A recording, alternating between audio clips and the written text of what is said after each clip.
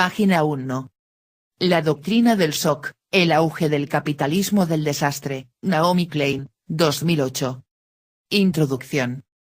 Conocí a Jamar Perry en septiembre de 2005, en el gran refugio que la Cruz Roja había organizado en Baton Rouge, Luisiana. Un grupo de jóvenes miembros de la cienciología repartían, sonrientes, la cena entre la gente que esperaba en fila, y él era uno de ellos. Me acababan de llamar la atención por hablar con los evacuados sin un periodista a mi lado y me estaba esforzando por disimular y mezclarme con el gentío, una canadiense blanca en medio de un mar de afroamericanos sureños. Me escabullí hasta la fila, detrás de Perry, y le pedí que hablara conmigo como si fuéramos amigos de toda la vida, y se avino amablemente. Nacido y criado en Nueva Orleans, había pasado una semana fuera de la ciudad inundada. Aparentaba unos 17 años, pero me dijo que tenía 23. Él y su familia habían esperado a los autobuses de rescate hasta el último momento. A falta de una evacuación organizada, se habían lanzado al exterior, bajo un sol abrasador. Finalmente habían terminado allí, en un inmenso centro de congresos, en donde habitualmente se celebraban las ferias de la industria farmacéutica y espectáculos de lucha libre como Capital City Carnage, The Ultimate Instead Cage Fighting. Ahora, en el centro se apretujaban más de 2000 camillas y una muchedumbre de gente exhausta y enfadada bajo la vigilancia de los soldados de la Guardia Nacional, tensos y con los nervios a flor de piel, recién llegados de Irak. Ese día corría la voz en el refugio de que Richard Baker, un destacado congresista republicano de Nueva Orleans, le había dicho a un grupo de presión: por fin hemos limpiado Nueva Orleans de los pisos de protección oficial. Nosotros no podíamos hacerlo, pero Dios sí. Joseph Canizaro, uno de los constructores más ricos de Nueva Orleans, también había expresado una opinión parecida: creo que podemos empezar de nuevo, pasando página. Y en esa página blanca tenemos grandes oportunidades. Durante toda la semana, por el Parlamento Estatal de Luisiana en Baton Rouge habían desfilado grupos de presión, y gente de toda ralea con influencias y ganas de aprovechar esas grandes oportunidades: menos impuestos, menos regulaciones, trabajadores con salarios más bajos y una ciudad más pequeña y más segura, lo que en la práctica equivalía a eliminar los proyectos de pisos a precios asequibles y sustituirlos por promociones urbanísticas.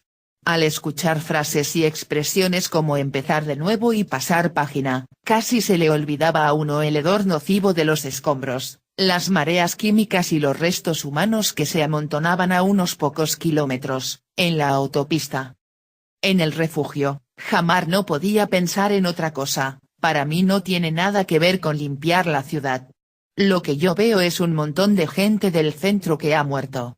Personas que no deberían estar muertas. Hablaba en voz baja, pero un hombre mayor que estaba en la cola, delante de nosotros, le oyó y se dio la vuelta como si le hubieran dado un latigazo. ¿Qué les pasa a esos tipejos de Baton Rouge? Esto no es una oportunidad. Es una maldita tragedia. ¿Están ciegos o qué? Una madre con 2 niños intervino: no, no están ciegos. Son malvados. Tienen la vista perfectamente sana. Milton Friedman fue uno de los que vio oportunidades en las aguas que inundaban Nueva Orleans. Gran gurú del movimiento en favor del capitalismo de libre mercado, fue el responsable de crear la hoja de ruta de la economía global, contemporánea e hipermóvil en la que hoy vivimos. A sus 93 años, y a pesar de su delicado estado de salud, el tío Miltie, como le llamaban sus seguidores, tuvo fuerzas para escribir un artículo de opinión en The Wall Street Journal 3 meses después de que los diques se rompieran. La mayor parte de las escuelas de Nueva Orleans están en ruinas, observó Friedman, al igual que los hogares de los alumnos que asistían a clase. Los niños se ven obligados a ir a escuelas de otras zonas, y esto es una tragedia. También es una oportunidad para emprender una reforma radical del sistema educativo. La idea radical de Friedman consistía en que, en lugar de gastar una parte de los miles de millones de dólares destinados a la reconstrucción y la mejora del sistema de educación pública de Nueva Orleans, el gobierno entregase cheques escolares a las familias, para que éstas pudieran dirigirse a las escuelas privadas, muchas de las cuales ya obtenían beneficios, y dichas instituciones recibieran subsidios estatales a cambio de aceptar a los niños en su alumnado. Era esencial, según indicaba Friedman en su artículo, que este cambio fundamental no fuera un mero parche sino una reforma permanente. Una red de think tanks y grupos estratégicos de derecha se abalanzaron sobre la propuesta de Friedman y cayeron sobre la ciudad después de la tormenta. La administración de George W. Bush apoyó sus planes con decenas de millones de dólares con el propósito de convertir las escuelas de Nueva Orleans en escuelas charter, es decir, escuelas originalmente creadas y construidas por el Estado que pasarían a ser gestionadas por instituciones privadas según sus propias reglas. Hay un gran debate en torno a las escuelas charter en Estados Unidos, pues muchos padres y madres afroamericanos opinan que son un paso atrás en el camino de los derechos civiles, que garantizaba una educación igual para todos los niños. Sin embargo, para Milton Friedman el mismo concepto de sistema de educación pública apestaba a socialismo. Desde su punto de vista, las únicas funciones del Estado consistían en la protección de nuestras libertades, contra los enemigos del exterior y los del interior, defender la ley y el orden, garantizar los contratos privados y crear el marco para mercados competitivos. 6. En otras palabras, policía y soldados, cualquier cosa más allá, incluyendo una educación gratuita e igualitaria, era una interferencia injusta en las leyes del mercado. En brutal contraste con el ritmo glacial al que se repararon los diques y la red eléctrica de Nueva Orleans, la subasta del sistema educativo de la ciudad se realizó con precisión y velocidad dignas de un operativo militar. En menos de 19 meses, con la mayoría de los ciudadanos pobres aún exiliados de sus hogares, las escuelas públicas de Nueva Orleans fueron sustituidas casi en su totalidad por una red de escuelas charter de gestión privada. Antes del huracán Katrina, la Junta Estatal se ocupaba de 123 escuelas públicas, después, solo quedaban 4. Antes de la tormenta, Nueva Orleans contaba con 7 escuelas charter, y después, 31. Los maestros de la ciudad solían enorgullecerse de pertenecer a un sindicato fuerte. Tras el desastre, los contratos de los trabajadores quedaron hechos pedazos, y los 4.700 miembros del sindicato fueron despedidos. Algunos de los profesores más jóvenes volvieron a trabajar para las escuelas charter, con salarios reducidos. La mayoría no recuperaron sus empleos. Nueva Orleans era, según The New York Times, el principal laboratorio de pruebas de la nación para el incremento de las escuelas charter, mientras el American Enterprise Institute, un think tank de inspiración friedmaniana, declaraba entusiasmado que el Katrina logró en un día lo que los reformadores escolares de Luisiana no pudieron lograr tras varios años intentándolo. Mientras, los maestros de escuela, que eran testigos de cómo el dinero destinado a las víctimas de las inundaciones era desviado de su objetivo original y se utilizaba para eliminar un sistema público y sustituirlo por otro privado, tildaban el plan de Friedman de atraco a la educación. Estos ataques organizados contra las instituciones y bienes públicos, siempre después de acontecimientos de carácter catastrófico, declarándolos al mismo tiempo atractivas oportunidades de mercado, reciben un nombre en este libro, Capitalismo del desastre. La columna de opinión de Friedman sobre Nueva Orleans terminó siendo su última recomendación sobre políticas públicas, murió menos de un año después, el 16 de noviembre de 2006, a los 94 años. Puede parecer que la privatización del sistema de educación pública de una ciudad norteamericana de tamaño medio fue una preocupación modesta para el hombre considerado el economista más influyente del pasado medio siglo, entre cuyos discípulos se cuentan varios presidentes estadounidenses, primeros ministros británicos, oligarcas rusos, ministros de finanzas polacos, dictadores del Tercer Mundo, secretarios generales del Partido Comunista Chino, directores del Fondo Monetario Internacional y los últimos 3 jefes de la Reserva Federal. No obstante, su decidida voluntad de aprovechar la crisis de Nueva Orleans para instaurar una versión fundamentalista del capitalismo también fue un adiós extrañamente adecuado para el profesor de Metro 58 y Energía sin Límites que, en el apogeo de sus facultades, se describió como un predicador a la antigua pronunciando el sermón de los domingos. Durante más de 3 décadas, Friedman y sus poderosos seguidores habían perfeccionado precisamente la misma estrategia, esperar a que se produjera una crisis de primer orden o estado de shock, y luego vender al mejor postor los pedazos de la red estatal a los agentes privados mientras los ciudadanos aún se recuperaban del trauma, para rápidamente lograr que las reformas fueran permanentes. En uno de sus ensayos más influyentes, Friedman articuló el núcleo de la panacea táctica del capitalismo contemporáneo, lo que yo denomino doctrina del shock. Observó que solo una crisis real o percibida, da lugar a un cambio verdadero.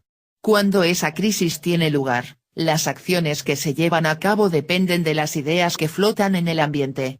Creo que esa ha de ser nuestra función básica, desarrollar alternativas a las políticas existentes, para mantenerlas vivas y activas hasta que lo políticamente imposible se vuelve políticamente inevitable. Algunas personas almacenan latas y agua en caso de desastres o terremotos, los discípulos de Friedman almacenan un montón de ideas de libre mercado. Y una vez desatada la crisis, el profesor de la Universidad de Chicago estaba convencido de que era de la mayor importancia actuar con rapidez, para imponer los cambios rápida e irreversiblemente, antes de que la sociedad afectada volviera a instalarse en la tiranía del statu quo. Estimaba que una nueva administración disfruta de 6 a 9 meses para poner en marcha cambios legislativos importantes, si no aprovecha la oportunidad de actuar durante ese periodo concreto, no volverá a disfrutar de ocasión igual. Es una variación del consejo de Maquiavelo según el cual vale más comunicar de una sola vez las malas noticias, y supuso uno de los legados estratégicos más duraderos de Friedman. Milton Friedman aprendió lo importante que era aprovechar una crisis o estado de shock a gran escala durante la década de los 70, cuando fue asesor del dictador general Augusto Pinochet. Los ciudadanos chilenos no solo estaban conmocionados después del violento golpe de estado de Pinochet, sino que el país también vivía traumatizado por un proceso de hiperinflación muy agudo. Friedman le aconsejó a Pinochet que impusiera un paquete de medidas rápidas para la transformación económica del país, reducciones de impuestos, libre mercado, privatización de los servicios, recortes en el gasto social y una liberalización y desregulación generales. Poco a poco, los chilenos vieron cómo sus escuelas públicas desaparecían para ser reemplazadas por escuelas financiadas mediante el sistema de cheques escolares. Se trataba de la transformación capitalista más extrema que jamás se había llevado a cabo en ningún lugar, y pronto fue conocida como la Revolución de la Escuela de Chicago, pues diversos integrantes del equipo económico de Pinochet habían estudiado con Friedman en la Universidad de Chicago. Friedman predijo que la velocidad, la inmediatez y el alcance de los cambios económicos provocarían una serie de reacciones psicológicas en la gente que facilitarían el proceso de ajuste. Acuñó una fórmula para esta dolorosa táctica, el tratamiento de choque económico. Desde hace varias décadas, siempre que los gobiernos han impuesto programas de libre mercado de amplio alcance han optado por el tratamiento de choque que incluía todas las medidas de golpe, también conocido como terapia de shock. Pinochet también facilitó el proceso de ajuste con sus propios tratamientos de choque, llevados a cabo por las múltiples unidades de tortura del régimen, y demás técnicas de control infligidas en los cuerpos estremecidos de los que se creía iban a obstaculizar el camino de la transformación capitalista. Muchos observadores en Latinoamérica se dieron cuenta de que existía una conexión directa entre los shocks económicos que empobrecían a millones de personas y la epidemia de torturas que castigaban a cientos de miles que creían en una sociedad distinta. Como el escritor uruguayo Eduardo Gaicano se preguntaba, ¿cómo se mantiene esa desigualdad, si no es mediante descargas de shocks eléctricos? Exactamente 30 años después de que estas 3 distintas metodologías de shock cayeran sobre el pueblo de Chile, la fórmula resurgió con mayor violencia en Irak. Primero fue la guerra, diseñada, según los autores del documento de doctrina militar Sokanawe, para controlar la voluntad del adversario, sus percepciones y su comprensión, y literalmente lograr que quede impotente para cualquier acción o reacción. Luego vino la terapia de shock económica, radical e impuesta por el delegado de la administración estadounidense, cuando el país aún se encontraba devorado por las llamas.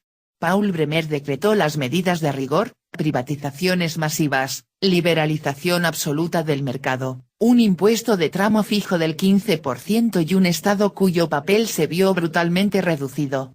El ministro de Finanzas provisional de Irak, Ali Abdul Amir Ayawi, declaró entonces que sus conciudadanos estaban hartos de ser conejillos de indias. El sistema ha sufrido bastantes golpes por el momento, así que no nos hace ninguna falta una nueva terapia de shock económica. Cuando los iraquíes se resistieron, los pusieron contra la pared, terminaron en cárceles, donde sus cuerpos y mentes se enfrentaron a más traumas y shocks, algunos mucho menos metafóricos. Empecé a investigar la dependencia entre el libre mercado y el poder del shock hace 4 años, al principio de la ocupación de Irak. Después de informar desde Bagdad acerca de los fallidos intentos de Washington de seguir con sus planes de terapia de shock, viajé a Sri Lanka, meses después del catastrófico tsunami del año 2004. Allí presencié otra versión distinta de las mismas maniobras. Los inversores extranjeros y los donantes internacionales se habían coordinado para aprovechar la atmósfera de pánico, y habían conseguido que les entregaran toda la costa tropical. Los promotores urbanísticos estaban construyendo grandes centros turísticos a toda velocidad, impidiendo a miles de pescadores autóctonos que reconstruyeran sus pueblos, antaño situados frente al mar. En una cruel broma del destino, la naturaleza ha ofrecido a Sri Lanka una oportunidad única. De esta terrible tragedia nacerá un destino turístico de primera clase, anunció el gobierno. Cuando el Katrina destruyó Nueva Orleans, la red de políticos republicanos, think tanks y constructores empezaron a hablar de un nuevo principio y atractivas oportunidades. Estaba claro que se trataba del nuevo método de las multinacionales para lograr sus objetivos, aprovechar momentos de trauma colectivo para dar el pistoletazo de salida a reformas económicas y sociales de corte radical. La mayoría de las personas que sobreviven a una catástrofe de esas características desean precisamente lo contrario de un nuevo principio. Quieren salvar todo lo que sea posible y empezar a reconstruir lo que no ha perecido, lo que aún se tiene en pie. Desean reafirmar sus lazos con la tierra y los lugares en los que se han formado. Cuando ayudo a reconstruir la ciudad, siento que también yo estoy reconstruyéndome, afirmaba Cassandra Andrews, residente en la zona de Lower Ninth Ward, terriblemente asolada durante las inundaciones, mientras seguía limpiando las ruinas después de la tormenta. Pero a los capitalistas del desastre no les interesa en absoluto reconstruir el pasado. En Irak, Sri Lanka y Nueva Orleans, los procesos engañosamente llamados de reconstrucción se limitaron a terminar la labor del desastre original, tirando abajo los restos de las obras, comunidades y edificios públicos que aún quedaban en pie para luego reemplazarlos rápidamente con una especie de nueva Jerusalén empresarial, todo antes de que las víctimas del conflicto o del desastre natural fueran capaces de reagruparse y reclamar lo que les pertenecía. Mike Butler supo expresarlo mejor: para nosotros, el miedo y el desorden representaban una verdadera promesa. El ex agente de la CIA de 34 años se refería al caos posterior a la invasión de Irak, y como gracias a eso su empresa de seguridad privada, Custer Butlers, desconocida y sin experiencia en el campo, pudo obtener contratos de servicios otorgados por el gobierno federal por valor de unos $100 millones. Sus palabras podrían constituir el eslogan del capitalismo contemporáneo: el miedo y el desorden como catalizadores de un nuevo salto hacia adelante. Cuando me puse a investigar sobre la relación entre los enormes beneficios de las empresas y las grandes catástrofes, pensé que me hallaba frente a un cambio radical en la forma en que la liberalización de mercado se desarrollaba en todo el mundo. Durante mi implicación en el movimiento contra el poder de las empresas que hizo su primera aparición global en Seattle en 1999, Ya había sido testigo de políticas parecidas, que favorecían a las grandes multinacionales y se imponían en las cumbres de la Organización Mundial de Comercio, a menudo contra la voluntad de los países desfavorecidos, bajo amenaza de negarles los préstamos del Fondo Monetario Internacional si se oponían a ellas.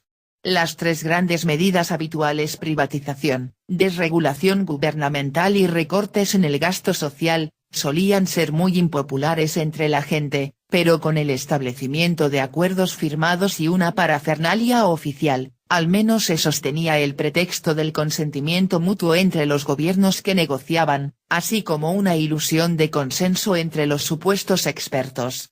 Ahora, el mismo programa ideológico se imponía mediante las peores condiciones coercitivas posibles: la ocupación militar de una potencia extranjera después de una invasión, o inmediatamente después de una catástrofe natural de gran magnitud.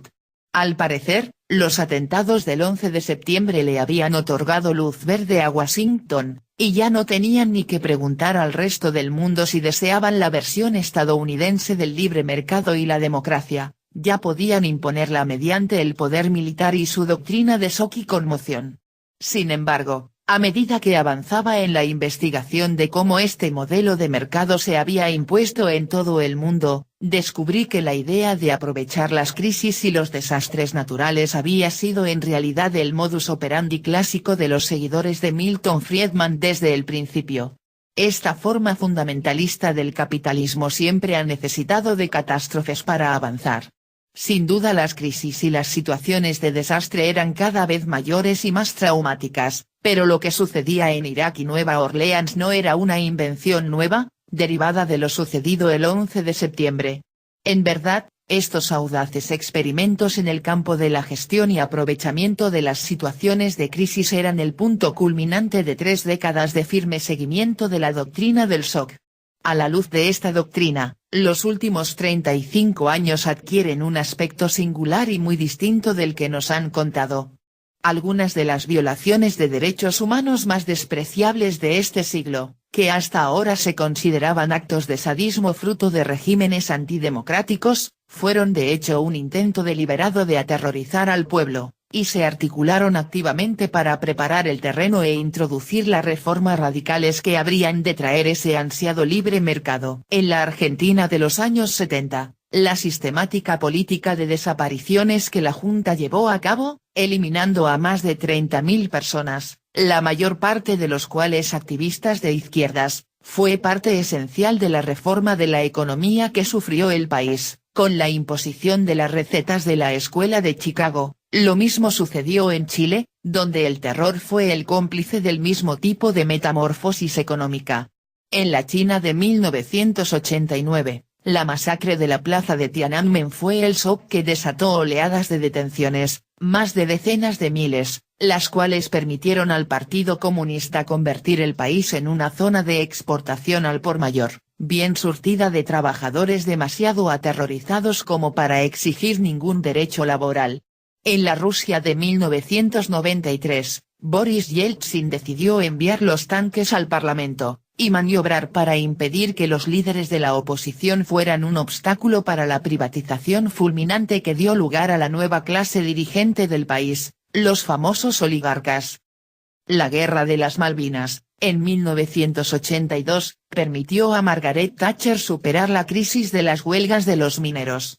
Gracias a la excitación patriótica que recorrió el país como un relámpago, pudo aplastar la revuelta de los mineros y lanzar la primera gran marea privatizadora de una democracia occidental. En 1999, el ataque de la OTAN contra Belgrado permitió que más tarde la antigua Yugoslavia fuera pasto de rápidas privatizaciones, un objetivo anterior a la propia guerra. La economía no fue en absoluto la única motivación que desató estos conflictos, pero en todos y cada uno de los casos, un estado de shock colectivo de primer orden fue el marco y la antesala para la terapia de shock económica. Los traumáticos episodios que prepararon el terreno no siempre han sido de carácter abiertamente violento. En los años 80, en Latinoamérica y África, las crisis a causa de las deudas forzaban a los países a privatizarse o morir, como dijo un exfuncionario del FMI. devorados por la hiperinflación, y demasiado endeudados como para negarse a las exigencias que venían de la mano de los préstamos extranjeros, los gobiernos aceptaban los tratamientos de choque creyendo en la promesa de que les salvarían de mayores desastres. En Asia, la crisis financiera de 1997 y 1998 de consecuencias comparables a la depresión de 1929, bajo los humos de los denominados tigres de Asia, abriendo sus mercados en lo que el New York Times describió como la mayor liquidación por cierre del mundo. Muchos de estos países eran democráticos, pero las transformaciones radicales que crearon el libre mercado no se instauraron democráticamente. Más bien al contrario, tal y como lo entendía Friedman, la atmósfera de crisis a gran escala ofrecía los pretextos necesarios para desestimar los deseos expresados por los votantes y entregar las riendas del país a los tecnócratas económicos. Por supuesto, ha habido casos en los que la adopción de las políticas económicas de libre mercado se ha producido de forma democrática. Los políticos han presentado propuestas de línea dura, y han ganado las elecciones, siendo la presidencia de Ronald Reagan en Estados Unidos el mejor ejemplo, y la elección en Francia de Nicolas Sarkozy uno más reciente. En estos casos, no obstante, los cruzados del capitalismo se enfrentaron a la presión del público, y tuvieron que suavizar y modificar sus planes radicales, viéndose obligados a aceptar cambios graduales en lugar de una conversión total. En resumen, el modelo económico de Friedman puede imponerse parcialmente en democracia, pero para llevar a cabo su verdadera visión necesita condiciones políticas autoritarias. La doctrina de shock económica necesita, para aplicarse sin ningún tipo de restricción como en el Chile de los años 70, China a finales de los 80, Rusia en los 90 y Estados Unidos tras el 11 de septiembre, algún tipo de trauma colectivo adicional, que suspenda temporal o permanentemente las reglas del juego democrático. Esta cruzada ideológica nació al calor de los regímenes dictatoriales de América del Sur, y en los nuevos territorios que ha conquistado recientemente, como Rusia y China, coexiste con comodidad, y hasta con provecho, con un liderazgo de puño de hierro. Página 14.